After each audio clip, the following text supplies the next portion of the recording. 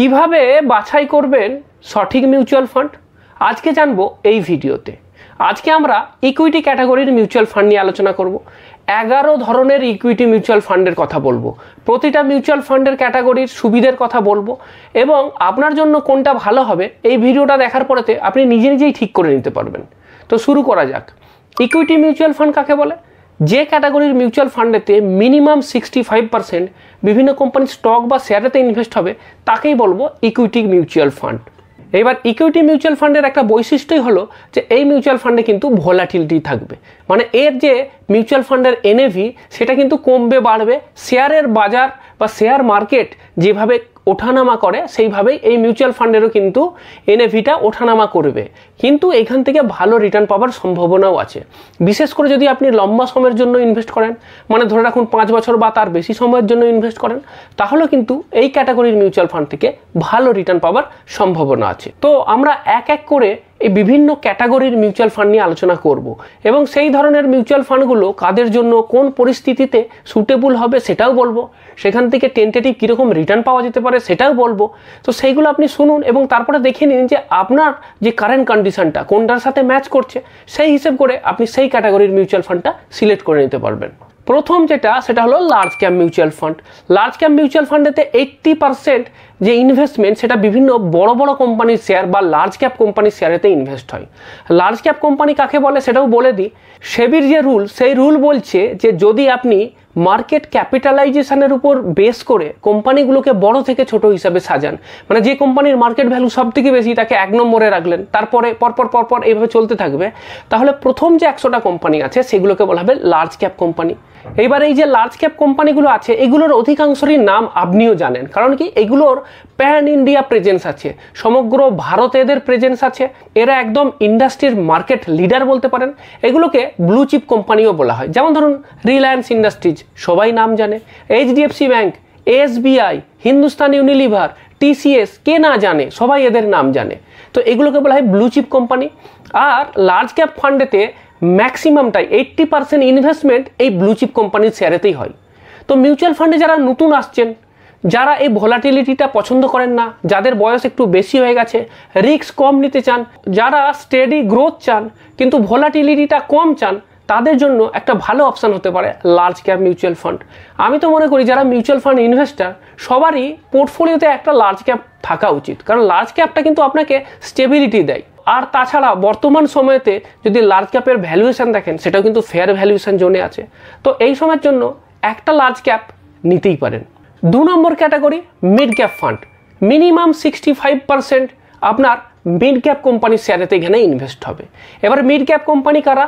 আমি বলছিলাম না যে মার্কেট ক্যাপিটালাইজেশনের উপর বেস করে কোম্পানিগুলোকে সাজানো হচ্ছে এক এক করে। তো প্রথম 100টা তো লার্জ ক্যাপ হয়ে গেছে, এবার 101 থেকে 250 পর্যন্ত এই যে 150টা কোম্পানি, এগুলোকে বলা হয় মিড ক্যাপ কোম্পানি। তো আমার মিড ক্যাপ মিউচুয়াল ফান্ডে কি হচ্ছে যে 65% এইরকম মিড ক্যাপ কোম্পানির শেয়ারে ইনভেস্ট হবে, বাকি 35% অন্যান্য জায়গাতে ইনভেস্ট হবে। এইবার এই মিড ক্যাপ মিউচুয়াল ফান্ডে ইনভেস্ট করার সুবিধাগুলো কি কি? প্রথম হচ্ছে হাই গ্রোথ পোটেন্সিয়াল। আমি বলছি মিড ক্যাপ কোম্পানি এখনও কিন্তু খুব বড় হবার অনেক সম্ভাবনা আছে, এখন মিড ক্যাটাগরিতে আছে, তো খুব তাড়াতাড়ি গ্রোথ করে এরা লার্জ ক্যাপে পরিণত হতে পারে, তাহলে তার থেকে ভালো রিটার্নও দিতে পারে। তো গ্রোথ পোটেন্সিয়াল হাই, কিন্তু আবার ভোলাটিলিটিটাও বেশি হতে পারে, কারণ যদি একটু খারাপ নিউজ হয় বা যদি ভালো রেজাল্ট করতে না পারে তখন টুক করে শেয়ার প্রাইসটা কমেও যেতে পারে। তো সেই কারণের জন্য এখানে রিস্কও বেশি, রিটার্নও বেশি। তো এই দুটো একটা ব্যালেন্স বলতে পারেন, combination of risk and return. Currently যদি দেখেন অনেক মিড ক্যাপ কোম্পানির শেয়ার কিন্তু হাই ভ্যালুয়েশন জোনেতে আছে। তো এককালীন ইনভেস্ট না করাই ভালো। এসআইপি করতেই পারেন, কোনো প্রবলেম নেই। আর যদি লামসাম করতে চান তাহলে বলবো বুঝে শুনে করুন। এইবার আসি small cap fund. Small cap ফান্ডে কী হয়? এখানে 65% স্মল ক্যাপ কোম্পানি শেয়ারেতে ইনভেস্ট হবে, ছোট ছোট কোম্পানি। এবার স্মল ক্যাপ কোম্পানি কারা? দেখুন আমি বলেইছিলাম যে প্রথম 100টা লার্জ ক্যাপ, 101 থেকে 250টা মিড ক্যাপ, এবার 251 থেকে বাকি যেগুলো পড়ে থাকলো সেগুলোই স্মল ক্যাপ। তো 65% পর্যন্ত এই স্মল ক্যাপ কোম্পানি স্টকেতে ইনভেস্ট হবে। এইবার বাকি যে 35% থেকে গেল সেইগুলো জেনারেলি লার্জ ক্যাপ বা মিড ক্যাপ কোম্পানি স্টকেতেও ইনভেস্ট হয়, কারণ এইগুলোতে ইনভেস্ট এই জন্যই করা হয় কারণ স্মল ক্যাপেতেও তো একটু স্টেবিলিটি দরকার। ধরুন হঠাৎ করে স্মল ক্যাপের মার্কেট খারাপ, তখন স্মল ক্যাপ মিউচুয়াল ফান্ডটাকে তো টিকে থাকতে হবে। তো সেই কারণের জন্য তারা কিছু লার্জ ক্যাপ আর মিড ক্যাপেতেও ইনভেস্ট করে রাখে, যাতে একটা ব্যালেন্স বজায় থাকে, একটা স্টেবিলিটি থাকে। এইবার স্মল ক্যাপে কারা ইনভেস্ট করতে পারে? দেখুন স্মল ক্যাপেতে যারা বেশি রিস্ক নিয়ে বেশি রিটার্ন পেতে চান তারা ইনভেস্ট করতে পারেন। স্মল ক্যাপে ইনভেস্ট করতেই হবে এমন কোনোই কথা নেই। আমার তো মনে হয় লার্জ ক্যাপ মিড ক্যাপ দিয়ে খুব ভালো পোর্টফোলিও বানানো যায়। দরকার হলে আপনি একটা ফ্লেক্সি ক্যাপ বা মাল্টি ক্যাপ নিয়ে নিলে সেখানেও আপনার কিছু স্মল ক্যাপ এক্সপোজার এসেই যাবে। তো স্মল ক্যাপ কিছু বাধ্যতামূলক নয়, আর যদি ইনভেস্ট করতেই চান 5-7% টোটাল পোর্টফোলিও স্মল ক্যাপের জন্যই যথেষ্ট। বেশি লোভে পড়ে যে স্মল ক্যাপ থেকে খুব ভালো রিটার্ন দিয়েছে গত কয়েক বছরে, সেই কারণে যেন পুরো পোর্টফোলিওতে শুধুই স্মল ক্যাপ আর মিড ক্যাপ ভরে দিলাম, সেটা কিন্তু বুদ্ধিমানের কাজ না। আর এই স্মল ক্যাপেও কিন্তু বর্তমান সময়েতে ভ্যালুয়েশনটা একটু হাই আছে।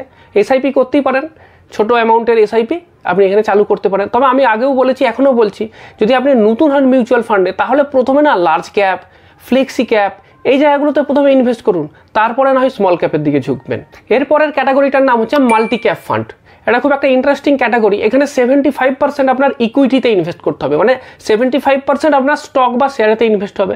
আবার এই 75%-এর মধ্যে এটাকে একবারে সমান 3 ভাগে ভাগ করে 25% লার্জ ক্যাপ কোম্পানি শেয়ারে ইনভেস্ট হবে, 25% মিড ক্যাপ কোম্পানির, আর 25% স্মল ক্যাপ কোম্পানির। হয়ে গেল 75। বাকি 25% শেয়ারেতেও ইনভেস্ট করা যেতে পারে, বা অন্যান্য যেসব সিকিউরিটিজ আছে, যেমন ধরুন আপনি ডেট প্রোডাক্টে ইনভেস্ট করলেন, কিছু টাকা ক্যাশ রাখলেন, সেটাও করতে পারেন। তো এখানে অ্যাডভান্টেজটা কি? অ্যাডভান্টেজটা হচ্ছে যে এখানে পুরো ডাইভার্সিফিকেশন হয়ে গেল। মানে কেউ যদি large cap, mid cap, small ক্যাপে আলাদা করে ইনভেস্ট না করে মাল্টি ক্যাপও নিয়ে নেন, তাহলেও কিন্তু তার মোটামুটি এখানেতে একটা প্রপোর্শনেটলি সমস্ত ক্যাটাগরির যে স্টক আছে সেখানেতে ইনভেস্ট হয়ে যাবে।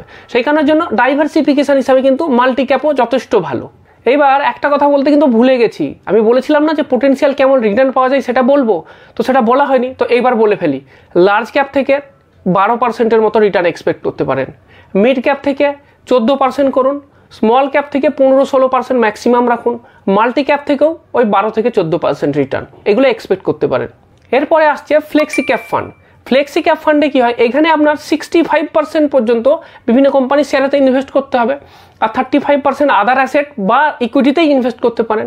এইবার এখানে একটা মজার ব্যাপার হচ্ছে যে মাল্টি ক্যাপে কী হয়েছিল, যেগুলো ইকুইটিতে ইনভেস্ট করেছিলাম সেখানে কিন্তু সমানভাবে ভাগ করেছিলাম, large cap, mid cap, small cap equal contribution ছিল। ফ্লেক্সি ক্যাপে কী হচ্ছে, এইখানে কিন্তু আপনি ডিসাইড করবেন যে আপনি কত পার্সেন্ট লার্জ ক্যাপে দেবেন, কত পার্সেন্ট স্মল, আর কত পার্সেন্ট মিড ক্যাপে দেবেন।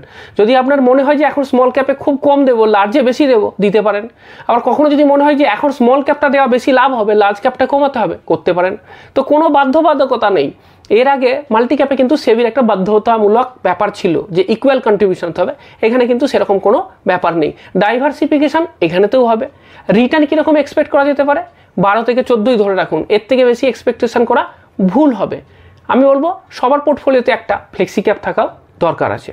এরপরের যে ক্যাটাগরিটার কথা বলছি সেটা হচ্ছে large and mid cap fund. এটা একটা 5, মানে লার্জ ক্যাপ আর মিড ক্যাপ এ দুটো মিলিয়ে একটা ক্যাটাগরি তৈরি করা হলো।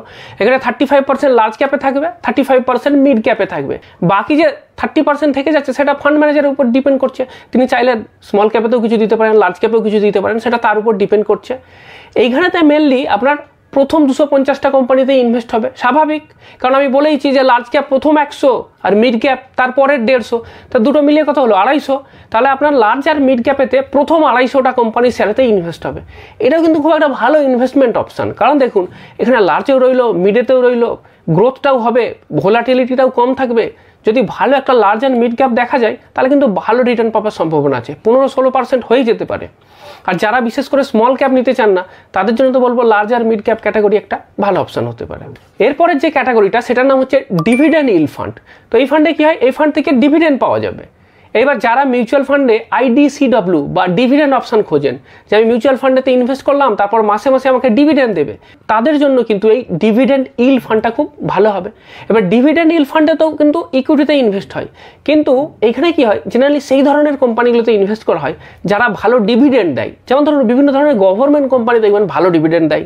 অয়েল মার্কেটিং যেসব কোম্পানি আছে, যেমন ধরুন IOC, BPCL, HPCL, কোল ইন্ডিয়া, NTPC, পাবলিক সেক্টর ইউনিটগুলো সবাই ভালো ডিভিডেন্ড দেয়। এদিকে ITCতে ভালো ডিভিডেন্ড আছে, বেদান্তাতে ভালো ডিভিডেন্ড আছে। তো এই ধরনের কোম্পানির শেয়ার নিয়ে এই ডিভিডেন্ড ইল্ড ফান্ডটা তৈরি করা হয়। এখানেও মিনিমাম 65% ইকুইটিতে থাকতে হবে, সেটা তো হবেই, নতুন করে বলার কিছুই নেই। আমি বলেইছি যে ইকুইটি ফান্ড হলেই মিনিমাম 65% ইকুইটিতে ইনভেস্টমেন্ট হতে হবে। এরপরের যে ক্যাটাগরিটার কথা বলবো সেটার নাম হচ্ছে ভ্যালু বা কন্ট্রা ফান্ড। যদিও দুটো আলাদা, ভ্যালু ফান্ড আর কন্ট্রা ফান্ডের প্রিন্সিপালটা এক, সেই কারণের জন্যই কি হয় দেখবেন যে একটা এএমসি যারা ভ্যালু ফান্ড অফার করছে তারা কন্ট্রা ফান্ড অফার করতে পারবে না, আর যারা কন্ট্রা করবে তারা ভ্যালু অফার করতে পারবে না। একদমই কাছাকাছি, প্রিন্সিপালটা এটাই যে ভ্যালু ইনভেস্টিং হবে, মানে আমি এমন স্টক বা শেয়ারেতে ইনভেস্ট করবো যেগুলোর ভ্যালু আছে। এখন হয়তো তাদের দাম কম আছে, কোনো কারণের জন্য সেন্টিমেন্ট খারাপ, কিন্তু তার মধ্যে ভ্যালু আছে। এই ভ্যালু ইনভেস্টমেন্টটা সব থেকে বেশি ইম্পর্টেন্ট হয়ে দাঁড়ায় যখন খুব মার্কেট ভোলাটাইল হয় বা মার্কেট যখন প্রিমিয়াম থাকে না, তখন কিন্তু এই ভ্যালু ইনভেস্টিংটার উপরে জোর দেওয়া উচিত। যেমন ধরুন বর্তমান সময়তেই এখন মার্কেট বেশ প্রিমিয়াম রেঞ্জে আছে, তো এই কারণের জন্যই বর্তমানেতে কিন্তু অনেকেই ভ্যালু ফান্ড বা কন্ট্রা ফান্ড খুঁজছেন। অ্যাটলিস্ট এটা তো এনশিওর হবে যে যাক মোটামুটি ফেয়ার ভ্যালুয়েশন যে স্টকগুলোতে আছে সেখানে ইনভেস্ট হচ্ছে। এবার এই ভ্যালু বা কন্ট্রা ফান্ড থেকেও কিন্তু আপনি 15-16% রিটার্ন পেতে পারেন। এখান থেকে কিন্তু হাই রিটার্ন পোটেন্সিয়াল আছে, কিন্তু টাইম দিতে হবে, ভ্যালু আনলক করার জন্য টাইম দিতে হবে। সেইটা দিতে পারলে কিন্তু এটা কিন্তু খুব রিওয়ার্ডিং হতে পারে। এইবার আসে ফোকাসড ফান্ড। ফোকাসড ফান্ডে কী হয়, এখানেও ইকুইটি ক্যাটাগরি, সুতরাং ইকুইটিতে ইনভেস্ট হবে, কিন্তু এই মিউচুয়াল ফান্ডের একটা বৈশিষ্ট্য হলো যে এখানে ম্যাক্সিমাম 30টা কোম্পানির শেয়ারেতে ইনভেস্ট হবে। জেনারেলি আপনি যে কোনো মিউচুয়াল ফান্ডের পোর্টফোলিও খুলে দেখুন, 50-60টা স্টক থাকে, কোনোটাতে তো প্রায় 100-র উপরেও চলে যায়।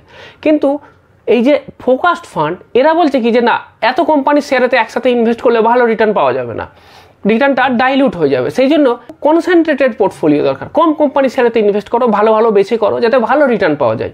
তো সেই জন্য ফোকাসড ফান্ড আছে। ফোকাসড ফান্ডে কিন্তু ভালো রিটার্ন পাওয়ার সম্ভাবনা আছে, কম কোম্পানির শেয়ার আছে, যদি লেগে যায় তাহলে কিন্তু সেখান থেকেও ভালো রিটার্ন দিতে পারবে। তো কত রিটার্ন পাওয়া যাবে সেটা তো বলা খুবই মুশকিল, তবুও 14-15% রিটার্ন এক্সপেক্ট করতে পারেন। এইসব রিটার্নগুলো বলে দিচ্ছি আর আপনি শুনে যাচ্ছেন, ভাবছেন বা আপনি তো বলে যাচ্ছেন 12-14 নিচে কোনো কথাই নেই। দেখুন এরকম রিটার্ন কিন্তু দিয়েছে, অতীতে দিয়েছে, গত 10 বছরে এরকম রিটার্ন দিয়েছে, এবং আমাদের যা বর্তমানে ইকোনমির কন্ডিশন তাতে কিন্তু আগামী দিনে এই রিটার্নটা পাওয়াটা কিন্তু খুব একটা অসম্ভব কিছু না। আজকে হয়তো একটু অসম্ভব মনে হচ্ছে যে এত রিটার্ন হবে, কি করে হবে, আগে তো হয়ে গেছে অনেক রিটার্ন, এরপরে আরও কি করে হবে। তো সেরকম ভেবে লাভ নেই, ইকুইটি ভালো চলবে এই আশা করেই সবাই ইনভেস্ট করছে, আমিও করছি, আপনিও করুন। এরপরে যে ক্যাটাগরি সেটাকে বলা হয় সেক্টরাল বা থিমেটিক ফান্ড। এখানে তো সেক্টরাল আর থিমেটিক এই দুটো কিন্তু একটু তফাৎ আছে। সেক্টরাল যখন বলছি তখন স্পেসটা একটু ছোট্ট, থিমেটিক যখন বলছি তখন স্পেসটা একটু বড়। যেমন একটা উদাহরণ দিই, যখন বলছি এফএমসিজি তখন শুধু ফাস্ট মুভিং কনজিউমার গুডস যেগুলো সেগুলোর কথা বলছি, যেমন ধরুন আমার শ্যাম্পু, সাবান, তেল এইসব বলছি এফএমসিজিতে। আর যখন বলছি কনজামশান তখন শুধু আমরা কি এই এফএমসিজি প্রোডাক্টই কনজামশান করি না, ইন্টারনেটও তো কনজামশান করছি, তাহলে সেইটা এসে গেল। এইগুলো কেনার জন্য আমার টাকা দরকার, ফাইন্যান্স করার জন্য আমি ফাইন্যান্সের দিকে যাচ্ছি, সেখানে ব্যাঙ্কিং এসে যাচ্ছে। গাড়ি কিনছি সেটাও তো কনজামশানই হচ্ছে না, তো সেই গাড়ির কোম্পানি এসে যাচ্ছে। তখন কি হচ্ছে, অনেকটা ব্রডার স্পেসেতে চলে যাচ্ছে। তাহলে কি হচ্ছে দেখুন, সেক্টরাল ফান্ড একটু বেশি স্পেসিফিক, একদম কম জায়গা, কিন্তু যখন আমি থিমেটিক বলছি তখন কিন্তু অনেকটা বড় জায়গা মিলে আসছে। তো এই সেক্টরাল বা থিমেটিক এই ফান্ডগুলো জেনারেলি যারা এক্সপিরিয়েন্সড তারা এই জায়গাতে ইনভেস্ট করেন, যারা বুঝতে পারেন বা যারা ভাবছেন যে এই সময়তে এইগুলোর এই সেগমেন্টগুলোর বা সেক্টরগুলোর ভালো পোটেন্সিয়াল আছে, তারা অনেক সময় এই থিমেটিক ফান্ডেতে ইনভেস্ট করতে পারেন। যেমন ধরুন বর্তমান সময়তে 4টে থিমের কথা সবাই বলছে, একটা হচ্ছে ফার্মা, একটা হচ্ছে আপনার এফএমসিজি, আর একটা হচ্ছে প্রাইভেট ব্যাঙ্ক অ্যান্ড ফিনান্সিয়ালস। তো এই সেক্টরগুলোর কথা ভাবতে পারেন, কারণ এই সেক্টরগুলো বলছে যে বর্তমানে ফেয়ার ভ্যালুয়েশনেতে আছে। তো সুতরাং যদি আপনি এই সেগমেন্ট বা থিম বা আপনার ওই সেক্টরেতে ইনভেস্ট করতে চান তাহলে এইগুলোর কথা ভাবতে পারেন, IT, FMCG, banking and finance আর ফার্মা। এখান থেকে কীরকম রিটার্ন পাওয়া যাবে বলা, প্রেডিক্ট করা খুব মুশকিল। ভালো রিটার্ন পাবো বলেই করছি, 15-16% তো পেতে হবে, নাহলে আর কি লাভ হলো এত রিস্ক নিয়ে। এরপর শেষ যে ক্যাটাগরিটা সেটার নাম হচ্ছে ইএলএসএস বা ইকুইটি লিঙ্কড সেভিং স্কিম। এটাও এক ধরনের মিউচুয়াল ফান্ড। এই মিউচুয়াল ফান্ডের একটাই অসুবিধা, সেটা হচ্ছে যে এখানে মিনিমাম 3 বছরের জন্য ইনভেস্ট করতে হবে। 3 বছরের আগে টাকা তোলা যাবে না। আবার এর সুবিধাও আছে, অনেকে এটাতে ইনভেস্ট করে এই কারণের জন্যই, যাদের আইটি রিটার্ন সাবমিট করতে হয় তারা 80Cর আন্ডারেতে বছরে 1.5 লাখ টাকা ট্যাক্স ছাড় পান। এখানে এই 1.5 লাখ ট্যাক্স ছাড় পাই, এর মানেটা কি জানেন? মানে হচ্ছে যে আপনার যে ইনকাম, সেই ইনকাম থেকে যদি কতগুলো বিশেষ জায়গায় আপনি ইনভেস্ট করেন, তো যেই জায়গাতে এই ইনভেস্টমেন্টটা করছেন সেই ইনকামটা আপনার ট্যাক্সের মধ্যে ধরা হবে না, ওটাকে ট্যাক্স ডিডাকশন করে দেওয়া হবে, মানে ওটা বাদ দিয়ে দেওয়া হবে। তো এরকম 1.5 লাখ টাকা আছে, মনে করুন আপনার 10 লাখ টাকা ইনকাম, তো 1.5 লাখ টাকা যদি আপনি পিপিএফে রাখেন তাহলে আমার ধরা হবে যে আপনার ইনকাম হচ্ছে 8.5 লাখ। তো সেইটার উপরে আপনার ট্যাক্স ক্যালকুলেশন হবে। এটা আবার ইনকাম ট্যাক্সের যে ওল্ড ট্যাক্স রুল আছে সেইটাতেই অ্যাপ্লিকেবল, নতুন এই সব কিছু ছাড় নেই। তো এই পিপিএফ, ইপিএফ, সুকন্যা সমৃদ্ধি যোজনা এইসব জায়গাতে তো ইনভেস্ট করলে ওই 1.5 লাখ ছাড় পাওয়া যায়। এগুলো তো সবই ডেট ইনস্ট্রুমেন্ট, কিন্তু মিউচুয়াল ফান্ডেতেও করা যায়, মানে মিউচুয়াল ফান্ড ক্যাটাগরিতে ইনভেস্ট করেও এই 80 আন্ডারতে ছাড় পাওয়া যায়। আর সেটাই হচ্ছে এই ELSS ক্যাটাগরি।